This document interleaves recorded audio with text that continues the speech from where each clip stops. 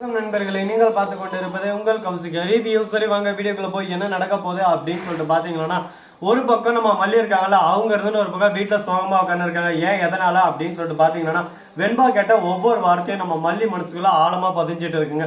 அப்படி என்னடா கேட்டாங்க அப்படின்னு சொல்லிட்டு பாத்தீங்கன்னா, மல்லியம்மா உங்களுக்கு வலிக்குதா அப்படின்னு சொல்லிட்டு வெண்பா பாசத்தோடய அருவானத்தோட கேக்குறாங்க. அந்த சமயத்துல இல்லம்மா வெண்பா குட்டி, ஏமா அந்த மாதிரி கேக்குற, ஒண்ணும் இல்ல அப்படின்னு சொல்லிட்டு சொன்ன இருக்குமா விஜய் வந்து, நீ இப்படி பண்ணிருக்க கூடாது மல்லி, ஏன் இந்த மாதிரி பண்ண, எந்த அளவுக்கு நொறுங்கி போயிட்டா தெரியுமா, வெண்பா மேல உசிரே வச்சுன்னு இருக்கா, வெண்பா விட்டு போனதா அவரால் தாங்க முடியல அப்படி இப்படின்னு சொல்லிட்டு சொல்லிருக்காங்க. சரிப்பா நீ சொல்றது எல்லாமே எனக்கு ஓகே தான் டாடா, ஆனா நான் இந்த வீட்டுக்கு வந்தேன்ல, இந்த வீட்டுல இருந்து ரேணுகா அம்மா அந்த வீட்டை விட்டு போனாங்க, அவங்க என்ன பெத்தவங்க தானே, அவங்க தாத்தா வீட்டுக்கு வரும்போது வெண்பா குட்டி நீயும் வா போலாம் அப்படின்னு சொல்லிட்டு என் கையை பிடிச்சி இழுத்துன்னு போயிருக்கல. என்ன பெத்த அம்மாவா இருந்தா கண்டிப்பா என் கையை பிடிச்சி இழுத்துன்னு போயிருப்பா, என்னை பத்தி ஒரு செகண்ட் யோசிச்சிருப்பாங்க. ஆனா அவங்களோட சிந்தனை எதுவுமே என் மேல இல்லையே, எல்லாமே உங்க மேலதான் இருக்கு. உங்களை கல்யாணம் பண்ணிக்கணும் அப்படின்ற எண்ணம் மட்டும்தான் அவங்களுக்கு இருக்கே தவிர என் மேல ஒரு துளி பாசங்களா இல்லையே. அப்ப எப்படி அவங்க என்ன பெத்தவங்க அப்படின்னு சொல்லிட்டு எனக்குள்ள ஒரு எண்ணம் வரும். மல்லியம்மா தான் என் மேல உசிரே வச்சுன்னு இருக்காங்க, அப்படிப்பட்ட மல்லியம்மாவை தான் நான் என்னோட அம்மாவா நினைக்க முடியும், நான் எப்படி அவங்களை நினைக்க முடியும் அப்படின்னு சொல்லிட்டு வெண்பா கேட்ட ஒவ்வொரு வார்த்தையும் செருப்ப கழுத்தி பளிர்னு அடிச்ச மாதிரி இருக்கு விஜய்க்கு. விஜய் எதுவுமே பேசாம ஒரு பக்கம் நம்ம பண்ணது தப்பா இல்ல ரைட்டா அப்படின்னு சொல்லிட்டு புரியாத புதிரா நின்று இருக்குமே அப்படின்னு சொல்லிட்டு சோதனையிலயும் வேதனையில சைலண்டா நின்று இருக்கிற சமயத்துல கரெக்டா அன்னபூர்ணி வராங்க. அன்னபூர்ணி வர்றதோட மட்டும் இல்லாம, விஜய் மாப்பிள்ள நீங்க எதுக்கும் கவலைப்படாதீங்க, நல்லதே நடக்கும், கண்டிப்பா கூடிய விரைவில் கூடிய சீக்கிரம் எல்லாத்துக்கும் மாற்றம் கிடைக்கும்னு சொல்லிட்டு இருக்காங்க. அந்த சமயத்துல திடீர்னு காலிங் பெல்ல யாரோ அடிக்கிறாங்க. என்னடா இது, நம்ம பாட்டுக்கு நம்ம வேலையை பார்த்துன்னு இருக்கோம், காலிங் பெல் வேற அப்படின்னு சொல்லிட்டு போய் திறந்து பார்த்தா வெளியே பார்த்தீங்கன்னா போஸ்ட்மேன் நின்று இருக்காரு. என்னடா ஆச்சு அப்படின்னு சொல்லிட்டு பாத்தீங்கன்னா, போஸ்ட்மேன் கிட்ட ஒரு லெட்டர், இந்த மாதிரி வெண்பா அம்மா கிட்ட தான் இருக்கணும், அது எப்படி அப்பா கிட்ட இருக்க முடியும், சித்தின்ற ஒருத்தர் இருக்காங்க, அவங்க குடும்பம் பண்ணுவாங்க அப்படி இப்படின்னு சொல்லிட்டு பொல்லாது இல்லாதெல்லாம் கேஸ்ல போட்டு அந்த கேஸ் மூலயமா வெண்பாவா அவங்க பக்கம் இழுத்துக்கலாம். ஏன்னா இதுக்கு முன்னாடி கேஸ் போட்டும் போது அப்பா மட்டும்தான் இருக்காங்க, எப்படியாவது அம்மா வேணும்னு சொல்லிட்டு மல்லியை ரெடி பண்ணாங்க.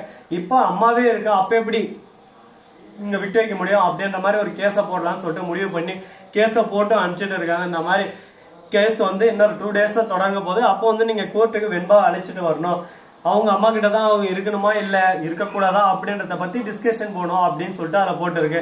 இதை பார்த்ததும் உயிரே ஒரு பக்கம் மூச்சே நின்றுது நம்ம விஜய்க்கு. என்னடா இது, நாம ஒண்ணு நினைச்சா இது ஒன்று நடக்குது, இதுக்காக தான் படிச்சு சொன்னா அவ எந்த கதையா போயிட்டு போறாங்க, தாலி தானே கட்டி ஓட்டுறலாம், எங்கேயும் வந்து இருந்துன்னு போறா அப்படின்னு சொல்லிட்டு நான் யோசிச்சேன். ஆனா இப்ப பாத்தியா கரெக்டா எந்த இடத்துல காய நகர்த்தணுமோ அந்த இடத்துல காய நகர்த்து, கரெக்டா நம்மள எந்த இடத்துல ஆட்டி வைக்கணுமோ அந்த இடத்துல ஆட்டி வைக்க போறாங்க. இதெல்லாம் நான் என்ன பண்ண முடியும் சொல்லு பார்க்கலாம் அப்படின்னு சொல்லிட்டு சோகத்திலேயே வேதனையிலேயும் குறுகி அழுந்துட்டு இருக்காரு நம்ம விஜய். அதை பார்க்கும்போது ஒரு பக்கம் கஷ்டமா தான் இருக்கு. என்னங்க பண்றது, வாழ்க்கைன்னா இந்த மாதிரி நிறைய கஷ்டமெல்லாம் வரதான் வரும், எல்லாத்தையும் ஒரு பக்கம் பேஸ் பண்ண நாம தான் கத்துக்கணும்.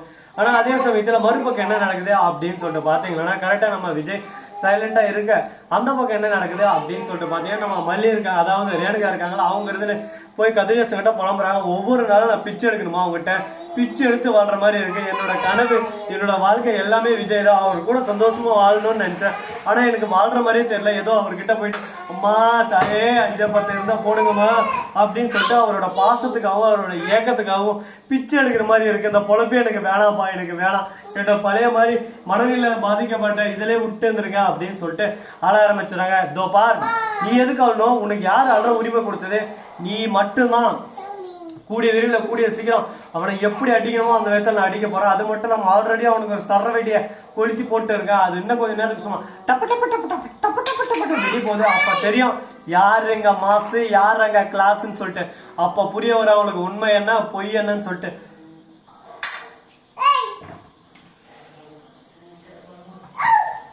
இந்த மாதிரி தானே ஒரு பக்கம் சொல்லிட்டு இருக்காங்க. அவங்க சொல்றதெல்லாம் பார்க்கும்போது நமக்கு ஒரு பக்கம் ஷாக்கிங்கா தான் இருக்கு. சரி, இந்த மாதிரி பக்கம் போயிட்டு இருந்தாலும் மறுபக்கம் என்ன நடக்குது அப்படின்னு சொல்லிட்டு பாத்தீங்கன்னா, கரெக்டா நம்ம வெண்பா இருக்காங்களா, அவங்க இருந்து மல்லியம்மா உங்களை விட்டு நான் எப்பவுமே போக மாட்டேன், எந்த ஒரு கேஸ் வந்தாலும் எந்த ஒரு பிரச்சனை வந்தாலும் விட்டுறாதீங்க அப்படின்னு சொல்ல, அதே சமயத்துல கோர்ட்ல இருந்து இன்னொரு ஆர்டர் காப்பி வந்துருது, போனும் வருது. இந்த மாதிரி விஜய் நீங்க சொன்ன மாதிரி மென்டலி அவங்க வந்து ரொம்பவே இஷ்யூவா இருக்காங்க. அவங்களுக்கு எப்படி ஒரு தாயா இருக்க இப்ப முடியும், அது இல்லாம வெண்பாவை பாத்துக்க முடியும், வெண்பாவை பாத்துறதுக்கு வாய்ப்பு இல்லை. அதனால இந்த கேஸ் வந்து தள்ளுபடி ஆகுது, அவங்க எந்த ஒரு பாதிப்பு இல்லை அப்படின்னு சொல்லிட்டு கோர்ட்டுக்கு வந்து நாங்க சொல்ற மருத்துவர்கள் மூலயமா அவங்க செக்அப் பண்ணி அதுல ஓகேன்னு வந்த மாதிரி தான் வெண்பாவா கூட அனுப்பிச்சு வைக்க முடியும், இல்லைன்னா அனுப்பிச்சு வைக்க முடியாது அப்படின்னு சொல்லிட்டு விஜய்க்கும் மறுபக்கம் கதிரேசனுக்கும் போயிடுது. ஏன்னா இந்த கேஸ் வந்து ரொம்ப நாள நீடிச்சிட்டு இருக்கு. அதனால அவங்களுக்கு டக்குனு இந்த கேஸோட புரிதல் எல்லாமே தெரிஞ்சிருச்சு.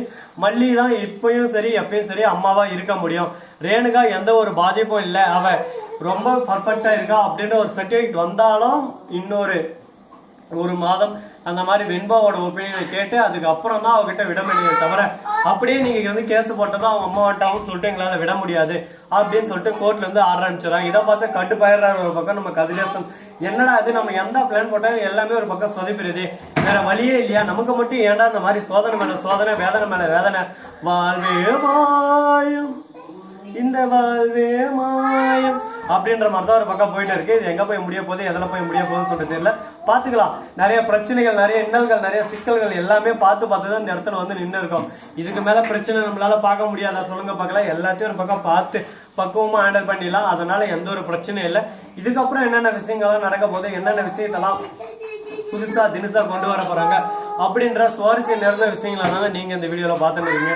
அது மட்டும் இல்லாம மறுபக்கம் என்ன நடக்க போகுது அப்படின்னு சொல்லிட்டு பாத்தீங்கன்னா, கரெக்டா நம்ம விஜய் இருக்காரு, அவரு வந்து ஒரு விஷயத்த பண்ணாருங்க. அப்படி என்னடா பண்ணாரு அப்படின்னு சொல்லிட்டு பாத்தீங்க, அவர் பண்ணது ஒரே ஒரு விஷயம் தான், அது மிகப்பெரிய ஒரு சம்பவமா மாறிடுச்சுங்க. அப்படி என்னடான்னு சொல்லிட்டு பாத்தீங்கன்னா, அதுக்கு முன்னாடி இந்த வீடியோ உங்களுக்கு பிடிச்சிருந்தா லைக் பண்ணுங்க, கமெண்ட் பண்ணுங்க, ஷேர் பண்ணுங்க, டெண்டிங் மேல தட்டி விட்டு போங்க.